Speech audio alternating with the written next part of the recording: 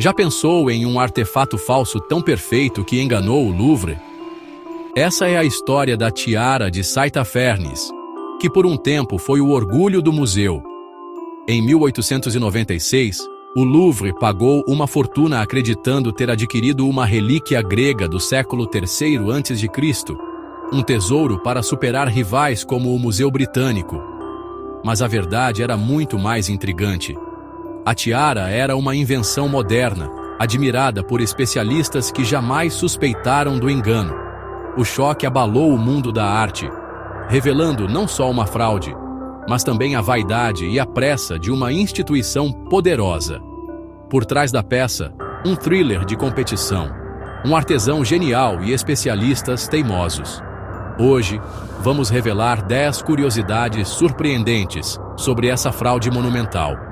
Prepare-se para uma aula sobre paixão, ambição e genialidade misturadas em uma lenda.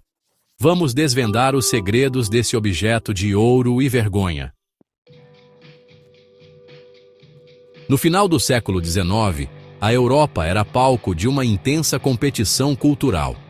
Museus como o Louvre, o British Museum e o Hermitage disputavam ferozmente a posse de relíquias históricas, cada aquisição sendo vista como um símbolo de poder nacional e prestígio internacional. O Louvre, em particular, sentia-se pressionado a reafirmar sua posição de liderança diante do avanço de seus rivais, que anunciavam descobertas arqueológicas quase semanalmente. Nesse contexto, a notícia da existência de uma tiara atribuída ao lendário rei Saint-Tafernes chegou como uma oportunidade de ouro. A peça prometia não apenas enriquecer a coleção do museu, mas também colocar o Louvre nas manchetes dos jornais e nos salões mais influentes de Paris. A direção do museu, ciente do risco de perder a tiara para outro grande museu europeu, agiu com extrema rapidez. Telegramas e cartas urgentes foram trocados entre curadores e diretores, e a negociação foi concluída em tempo recorde. O valor pago pela tiara foi exorbitante, refletindo tanto a pressa quanto o desejo de garantir o troféu antes que qualquer dúvida pudesse ser levantada. A celebração foi imediata. A peça foi exibida com destaque, atraindo multidões e provocando inveja nos concorrentes. Paris fervilhava de comentários, e a sociedade local via a aquisição como uma vitória nacional. No entanto, por trás do entusiasmo, alguns especialistas já murmuravam discretamente sobre detalhes estranhos na confecção da tiara. A pressa em fechar o negócio e a ânsia por reconhecimento abafaram qualquer investigação mais profunda. O Louvre acreditava ter conquistado um triunfo histórico, mas, como logo se veria, a precipitação teria consequências duradouras, manchando a reputação do museu e expondo as fragilidades de um sistema movido pela vaidade e pela competição desenfreada.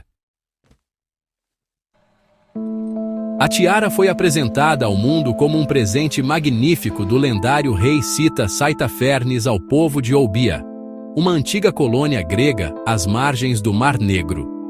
Segundo a história contada pelos vendedores, o objeto teria sido encomendado para celebrar um tratado de paz entre os citas e os gregos, selando uma aliança rara na antiguidade. Mas, apesar da narrativa envolvente, não existe qualquer fonte histórica confiável que mencione esse presente ou mesmo a existência de um rei Saint-Tafernes.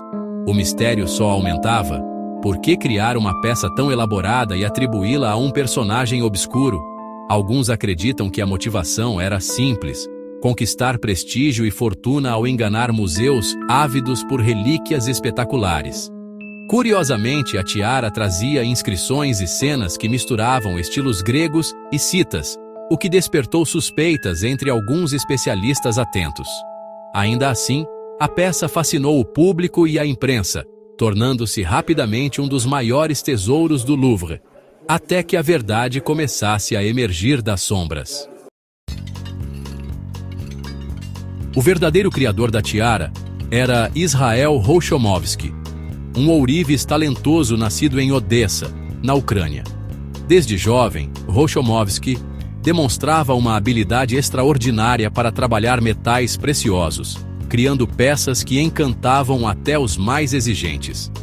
Em busca de reconhecimento e novas oportunidades, ele deixou sua terra natal e embarcou para Paris, o centro artístico da Europa no final do século XIX. Na capital francesa, Rouchomovsky enfrentou desafios: a barreira do idioma, a competição acirrada e a desconfiança dos parisienses em relação a estrangeiros. Ainda assim, sua dedicação e criatividade logo chamaram atenção. Ele era conhecido por estudar minuciosamente técnicas antigas, misturando tradição e inovação em cada obra. Curiosamente, Rouchomovsky criou a famosa tiara sem saber que seria usada em um golpe. Para ele, era apenas mais uma encomenda desafiadora, que exigia precisão, paciência e um olhar atento aos detalhes históricos. Além da tiara, Rouchomovsky produziu joias e objetos de arte que hoje estão em museus e coleções particulares. Sua trajetória é marcada por superação, talento e uma paixão inabalável pelo ofício da ourivesaria. A inscrição grega gravada na tiara era, à primeira vista, uma obra de arte. As letras cuidadosamente entalhadas pareciam autênticas, evocando o esplendor da antiguidade. No entanto, especialistas logo perceberam algo estranho. Pequenos erros gramaticais e anacronismos linguísticos, impossíveis para um verdadeiro artesão da época, começaram a chamar atenção. Por exemplo, certas palavras usadas na inscrição simplesmente não existiam no período em que Saitafernes teria vivido, e a forma das letras refletia um estilo posterior ao suposto contexto histórico da peça.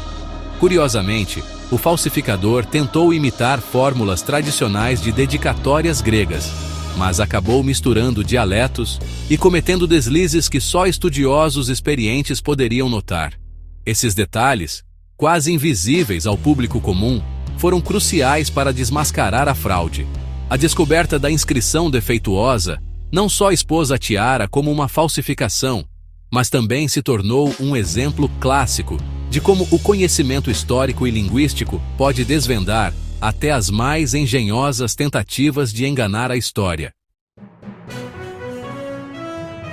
O arqueólogo Adolf Furtwängler foi o primeiro a questionar a autenticidade, causando um escândalo e forçando o Louvre a se defender.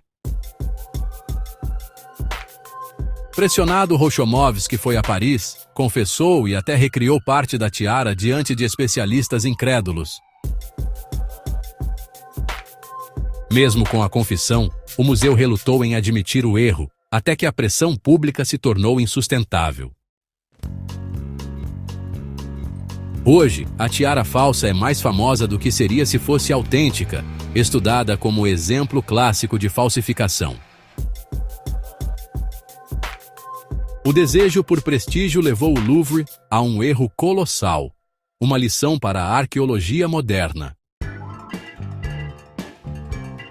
O ourives desconhecido ganhou fama mundial e até uma medalha, mostrando que um grande falsificador também é um mestre. A tiara de Saitafernes prova que até os maiores podem cair em armadilhas brilhantes. Sua história revela a ambição, o orgulho e a busca por reconhecimento acima da verdade. O ouro da tiara reflete as falhas de um sistema que valorizou mais a posse do que a autenticidade. O caso virou símbolo de humildade para a arqueologia. Se até o Louvre errou, qualquer um pode errar. A tiara permanece como lembrete de que ciência exige ceticismo e coragem para admitir erros. Gostou do caso? Deixe seu like, compartilhe e comente. O Louvre fez bem em expor a peça como exemplo?